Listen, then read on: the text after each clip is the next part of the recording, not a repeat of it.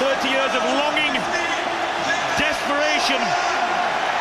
A lot of tension leading up to that match. A lot of anticipation, obviously, from the supporters, from within the squad as well. You know, we'd built for a number of years. 3 years earlier, we'd lost 10 games in a row, so the majority of that squad had been through some really tough times, but gradually built over a number of years to get to that stage. So the anticipation of it all was obviously high. You knew it was going to be packed out. You knew the whole city was going to be full of Welsh supporters. That year, especially, like the atmosphere was phenomenal. The anthems pre-game were spine-tingling, you know. But that stadium in itself just has a really good way of just funneling that anticipation, that excitement for the game, and really sort of making the players rise to the occasion.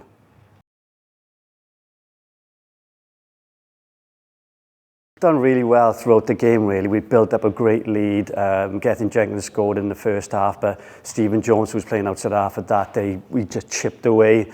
Him and Gavin Henson had chipped away, penalties, drop goals, stuff like that. So we were sort of getting towards 20 points ahead. So it was like, you know, we sort of felt like, oh, you know, we got this game, but we felt like we needed another score. And it was 10, 15 minutes into the second half, and just a really good sort of line break from Shanks.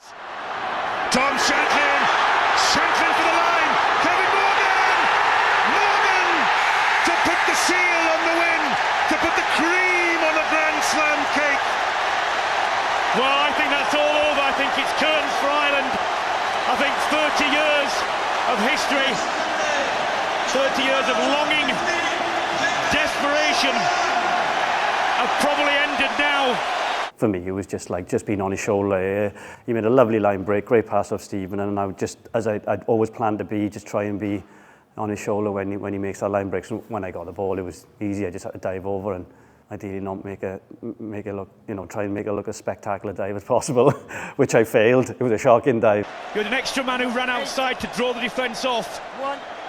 Yeah, I think we knew when we scored that try, it felt like an unassailable lead, and it was. If I was speaking to the Bears players, first of all, I'd just say enjoy the occasion. It's going to be a great occasion, obviously. Two big clubs going at it in the Millennium Stadium, great support, and just enjoy the atmosphere. It's going to be, if they haven't played there before, it'll be unlike anything else they've encountered, just because we don't get rugby stadiums with roofs on, you know, and they'll feel the energy. They feel the energy from the stadium, but it's a great place to play rugby. It's a great place to go and watch rugby. And if it's going to be like any of the Bath Bristol matches from the past few years, it's going to be a great game.